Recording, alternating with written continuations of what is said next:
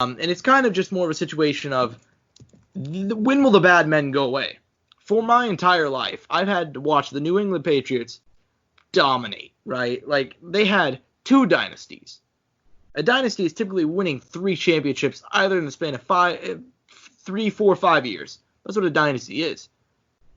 They are once again, and finally, right, last year, Tom Brady, they get bounced in the first round by a 9-win Titans team. Everybody else was like, oh my God, the dynasty's finally over. They're finally done, right? Tom Brady leaves, he goes to the Bucs. Rob Gronkowski, he comes out of retirement. Technically, he was still a Patriot because he was still signed to the team, and he was gonna they had the rights of him if he was gonna decide to come back. He ends up going to the Buccaneers as well. Everybody's like, oh my God. At least it's going to be the Bucs winning, who, you know, are a franchise that have been pretty terrible over the last decade. Finally, the Patriots are done. Bill Belichick, he's going to be starting Brian Hoyer at quarterback. It's finally done. They're losing a lot of their weapons. They've lost the greatest quarterback of all time, arguably. Lost the greatest tight end of all time. And then, a couple days ago, I see the notification. I see the news. Cam Newton, the free agent quarterback who nobody wanted. Seemingly nobody wanted, right? Like, it's not even... It was bizarre because I know Cam's been injured, but it was only 4 years ago that he was the MVP of the league.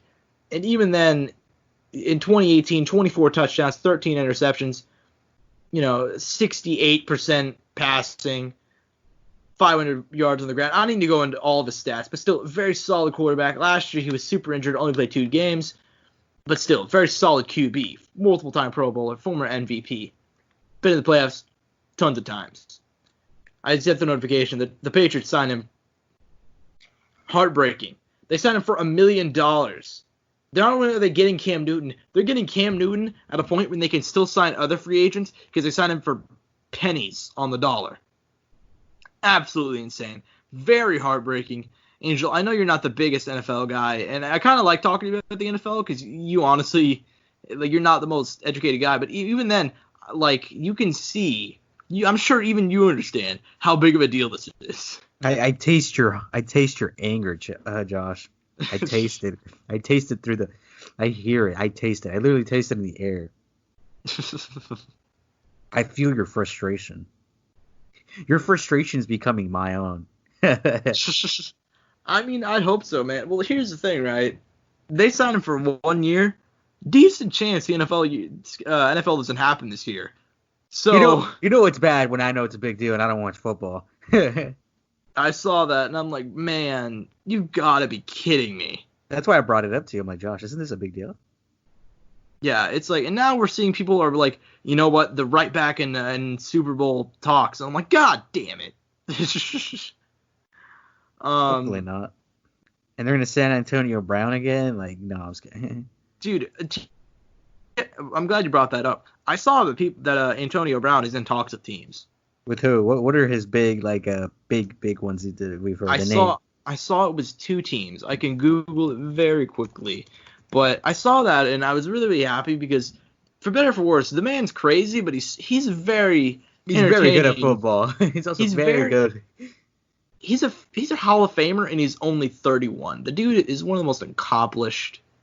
Like, there's a lot of teams: Seahawks, 49ers, Bucks, supposedly, Packers. Just looking at Google right now, there's a lot of teams that want Antonio Brown.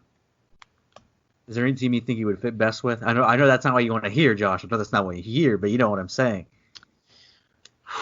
Listen, I would say Packers because of Aaron Rodgers, but they have I believe he's a first-year head coach, or he's a second-year head coach. Very young dude. I don't think Antonio Brown will respect that guy. Antonio Brown, whenever he played for the Patriots for 2 weeks, dude, shut up. He respected Bill Belichick. He didn't respect the dude who was coaching the Raiders, John Gruden. He didn't respect John Gruden. John Gruden's been mostly sitting doing Monday Night Football for the last decade. He didn't listen to anybody. No, I think him at the Buccaneers, him with Tom Brady again, because he really looks. That's you're evil, Josh. What are you doing? No, I'm not trying to speak it into existence, but dude, come on. He worked with Tom Brady a lot. Tom Brady was apparently really pissed off when the Patriots cut Antonio Brown, which I thought was bizarre because he was facing rape accusations, but whatever. What? It's true. Like, I mean, it's just, apparently that doesn't make a difference to some people. I mean, like, listen, I don't know if he did it. I don't know what happened. But whenever you're facing multiple allegations of rape, probably best if you don't have that guy on your roster at the moment. You can re-sign him if he ends up being cleared, you know. But yeah, Tom Brady apparently didn't like it. That was a big deal in him leaving New England because they're like, they really don't want to give me anybody because they signed Antonio Brown. They released Demaryius Thomas. They ended up ended up trading Josh Gordon away. So he had no options. Like, he had nobody but Julian Edelman. It was a whole deal. Yeah, so I think Antonio Brown, again, I don't want to speak it into existence or anything. I think him going to Tampa Bay would be huge, man. I really think it would be. I think Bruce Arians, he's been a coach who's been around for a long time. He was one of the guys that led the Cardinals and back into like being really, really good in the mid 2010s because, you know, he signed Carson Palmer. Carson Palmer was old as shit at the time. Larry Fitzgerald was old as shit. But he built a great defense, a great team, and I think he's going to do the exact same thing in Tampa Bay. He's the greatest coach of all time. He's the greatest tight end of all time. And if he signs one of the greatest wide receivers of all time in Antonio Brown, listen, I'm not sure if I'm on the hype train for the Tampa Bay because Robbie Gronkowski's coming off of a year of not playing. Tom Brady's really, really old. Like, we rarely see any quarterback playing into the ages that Tom Brady is right now. We only see, like, kickers and punters doing it. But Tom Brady, man, he is. But dude, pass that ball. Yeah, he can still pass that ball. He's still really, really good because of his play style. Like, he's very much he's a guy, like, he works in a system where it's like, get dudes open, get run after catch. But even then, he still has a really, really good arm. I think if they sign Antonio Brown, they would have 3 dudes who are all Pro Bowl level receivers. Chris Godwin, Mike Evans, who in my opinion is the top 5 receiver at the moment, and Antonio Brown, who is also a top 5 wide receiver. Who the fuck would defenses cover, dude? Like, they had no... And then Rob Gronkowski's still there. And then they have O.J. Howard, who's also another great tight end. Like, if we're talking... Like, that would be